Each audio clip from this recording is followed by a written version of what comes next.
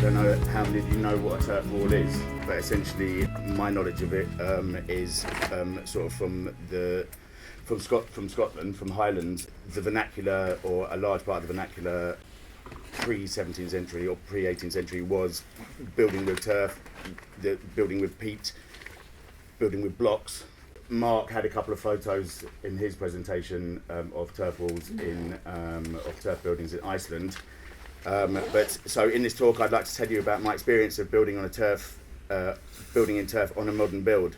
I will first tell you a bit about myself, and then work through being contacted and quoting for the job, and through sourcing and digging the materials, logistics, construction and adaptation. So I'm a traditional stonemason specialising in historic limeworks, mostly on the west coast of Scotland, but I do travel around. I'm quite handy, and I like turning my hands to lots of different things, and I enjoy the kind of J-curve of learning and actually making mistakes so that we learn, and it's important to me. So in 2013, I was made aware of an opportunity to go to Iceland to learn about turf building. They run a course there, the lovely Helgi and Bryndis run a course there, teaching people about their tradition of turf building. And essentially in Scotland, it's a lost technology. Very, very few people know about it. They don't know. They think that stone-built houses were what everyone lived in for the whole of the past, sort of thing. Anyway, I wanted to do it partly because I was aware of the cultural importance of it, because the largest described and recorded turf village in the Royal Commission is actually in my village on Skye. I have a little bit of experience with using turf. I used to work with Mark, and we've made big turf roofs, and we've made turf cappings for ruinous walls.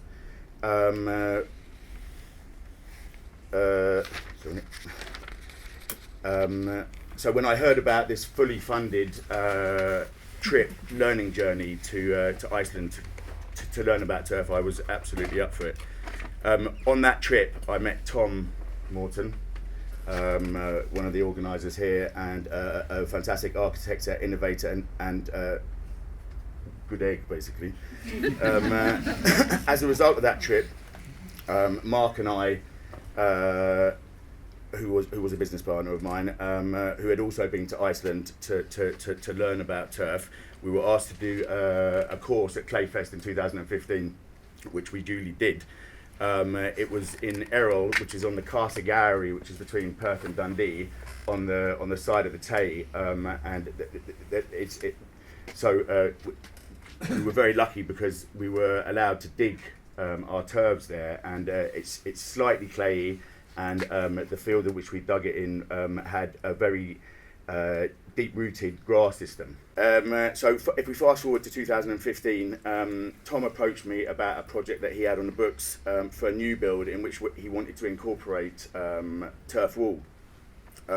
This would be the first time that it had been done commercially in Scotland, really, and would I be interested? I was absolutely interested straight away. Just to tell you about how turf, we will come to some pictures and I'll show you it. But essentially, the turf building that we do has two parts to it. There's a block that is cut from the ground, which is about, in old money, 18 inches by 12 inches by 5 inches. So it's a considerable size of block, and the turf is still on the top. They're cut at an angle, so they're rhombic. And then the other side of the other element of the build is a strip. So like what you buy turf commercially in a garden centre, it's kind of a rolled strip. But I have a machine which cuts it a bit thicker and a bit wider. So anyway, Tom sent me the plans, and it was a little bit difficult to work out how to price it. Never having done it before, and kind of then being no one who had really done it before, it was somewhat challenging.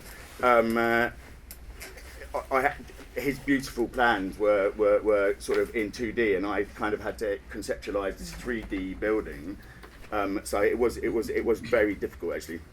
But I spent a lot of time trying to work it out, and I came up, the blocks are called Clembra, but I'll refer to them as blocks, and the strips are called Stringer, but I would refer to them as strips. So essentially I came up with a number of 800 blocks, hand dug, and about 500 strips at about 8 foot long. I was then in a situation where I had to work out how long that was going to take to cut, and try and put my time to that. So I eventually came up with a figure of 2 weeks for 2 guys to dig the materials for the job. Anyway, suffice to say, I came up with a price for the cutting the materials. Laying them was a little bit easier to price because I'm a stonemason. I kind of know how long it takes to put stuff on the wall. It's slightly different in this sense because you actually dress the blocks when they're on the wall rather than when they're on the floor as you would with a stone. Anyway, so I submitted a price, and after a bit of moaning, it was accepted.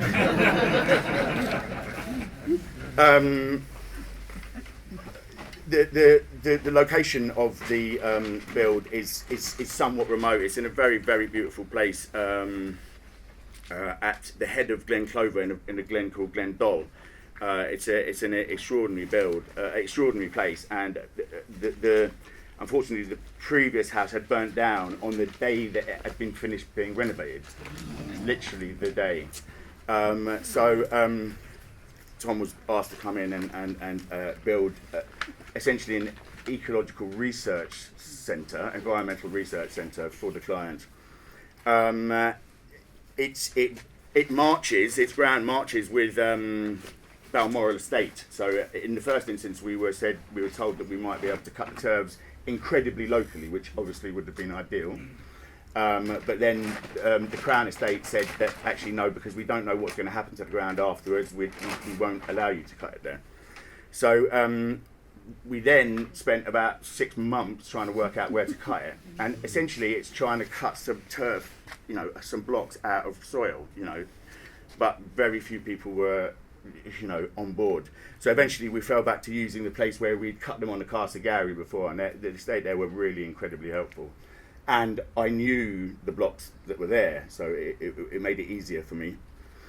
Because the clay content was fairly high, and the roots which hold the blocks together were deep rooted enough that they were a viable material. Anyway, myself and a labourer started cutting turves in the first week of May.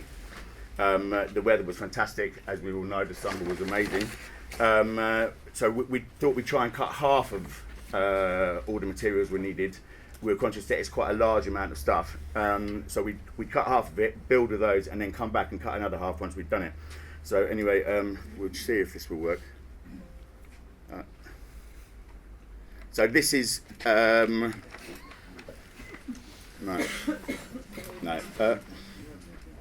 it doesn't. So anyway, that is the machine for cutting the stringer. It's a big old beast of a thing. I mean, it's almost steam powered, but not. It does an amazing job, but it's a temperamental beast. Unfortunately, that is a video, but the next one is also a video, but it's not going to show us. So this is cutting the turves. It's actually quite an enjoyable thing to do. It is physically very, very demanding. In Errol, the strata of the soil is such that there is actually a break in the strata. So you cut a long line up here and then go individually. And luckily, because otherwise it's even more physical, you can break up it comes away. We stack them on pallets in the field.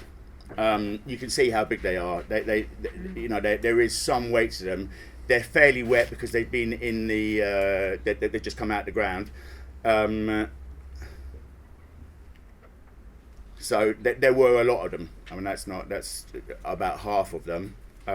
These are the Clembra and these are the Stringer. So those are the Stringer again. We could stack them quite high. Because we weren't in danger of damaging the edges, whereas with the Clembra we could only get them that high. You can see they're substantial things.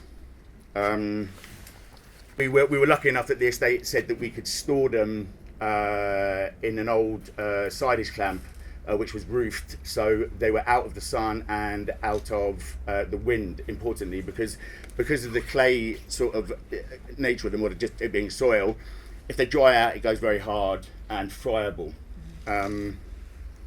So on the way back to Skye, having not been to the site where the building was, we made a site visit to hook up with Tom and Barry, the main contractor, and check out what stage the build was at. When we got there, it was obvious at once that the site was nowhere big enough to bring all the materials up in a oneer. So we decided that they would all go to Barry's yard in nearby Forfar, and he would bring up daily on a trailer what was needed. The 40 odd pallets of turf were moved by a curtain sider, full curtain side, that's a big old lorry, the following week, and at the beginning of the third week of May I arrived on site to get started. The structure of the house is a timber kit house, green in the way that it can be with these sort of structures. It's all very square and true, you know, it's in that sort of vernacular building, square and true is kind of like unusual. So the first thing we needed to do was to try and protect, because turf walls do get inhabited by all sorts of things, flora and fauna. So we put on expanded metal lathe up to about 4 foot, so that rodents, Tom's pet hates, wouldn't be getting into the building. There was already a great deal of stone on the site which had been used in the previous house, so it was quite lucky. As a mason, I was able to use, you know, these considerable size of stone. We moved them with a digger. So you can see that actually in this foundation course, the stone is bound with the stringer, with the strips. This is the expanded metal lathe. You can see we've got a corner here, and then down here is another part of the wall, which is a different kind of turf build, which I'll get to in a minute. So on this elevation here, the roof comes up here. Tom's original design, it's much higher here than it was here. So this is a battered wall. The differential between the bottom and the top is about 250 mil. So it's a decent batter on it. But here it was much higher. So we tried to work out some way. It was a bit more vertical, and I was slightly worried about turfs falling in. So we made an adaptation by using a stainless steel wall starter, which the elements can move. There's a slide sort of it later, which I'll show you. So this is a picture. Once I've started building them, you can see that they're herringboned. I'll show you another photo in a minute. So they're because of the rhombic nature of them, they're at an angle. So the angle, obviously, that I put the spade in the ground, they rest at that. They're all, as you lay them on the wall, you're battering them against the one before to try and really bond them together. And then there is a coarser stringer that goes above that to tie it all together.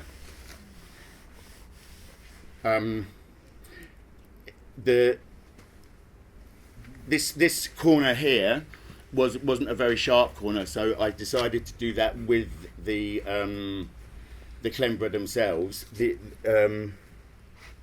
other corner at the far end, that's a right angle, so we use the stringer to do that. So they're inbound and outbound as they go up to create rigidity and structure.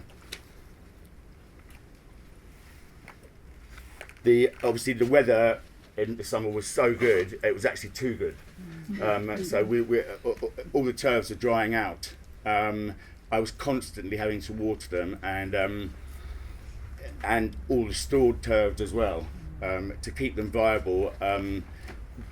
So as I'm laying them, this edge is all over the place. So they're cut back with a handsaw, an old handsaw, to create a finished edge. So this is the short corner that was quite high. These are wall starter profiles, which are stainless steel channels with they're used for block work. there's a small little armature that comes out here. So we decided to negate the possibility that the wall would fall out. We put stakes through one layer of Clembra, and because this can move, as the turfs are drying, they're shrinking. So it's important that we had the ability for any structuralness to move with the wall as it was moving. I continued up until we basically ran out of material. It wasn't quite half in this part of the world, in this part of the wall.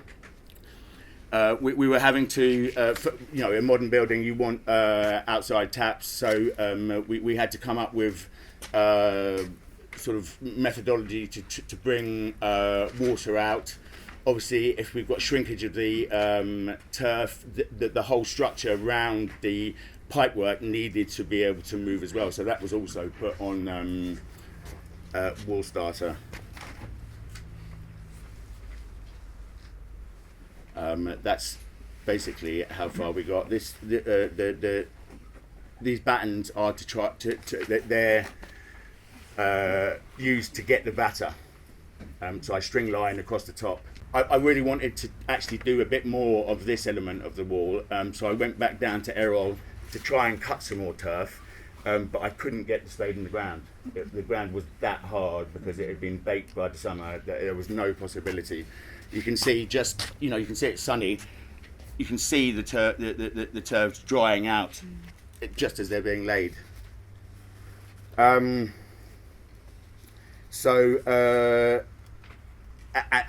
to this day I haven't been able to go down still because the ground is still too hard. So I was unable to finish this side of it. So as I said at the beginning, Tom is somewhat of an innovator, and he decided on this build to try and do something that, to my knowledge, has never been done before, which was essentially to lay turfs, like garden turfs, the strips vertically, like a shingle. We needed to come up with a methodology for it. We could have done it small, like shingles, but because of the shrinkage, we were unsure as to how much coverage you would get.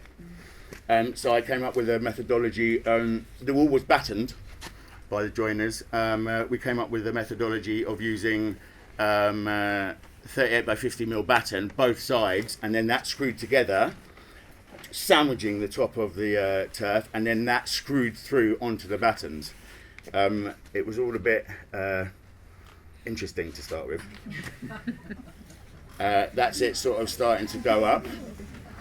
As you can see, it looks like a hairy wall. At this stage, I decided I'd done it wrong. So I took it all down again because the lap wasn't long enough. You can see that's the top of the one below, and there was only about 50 mil of lap. So I took it all down again, and and gave it a longer lap. So it's about a 200 mil lap. Because we didn't know what was going to shrink, I was fairly unsure of the weather up there. You're in the Highlands, you get horizontal rain a lot. This is the sheltered side, but still, if wind was going to be an issue, I wanted there to be enough lap. Obviously, the waterproofing is coming from modern membrane behind. It's one-way permeable, so moisture can come out but not go in. So really, effectively, this is a rain screen. The window detail was really interesting. It was quite fun to do, if a little bit long-winded. The corner also was interesting to do. This kind of turf, because there's a root mass to it, is not really that elastic and stretchable. So getting it around the corner was interesting.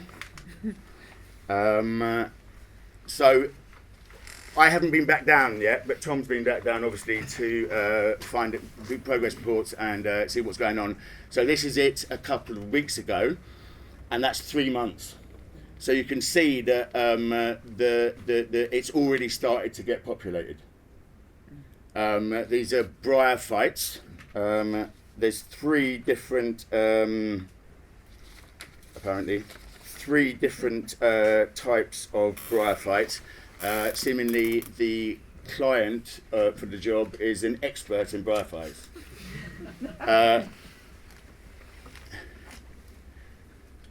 There's your three different kinds of bryophyte.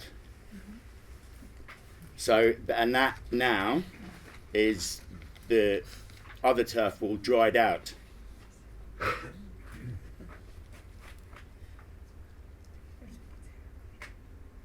And the window detail dried out. I still quite like that there's flowers still. So we're unsure as to whether, if it gets some rain, whether it will repopulate, whether it will populate with a different, with different grasses. But these are all things that we're going to find out because it's innovation.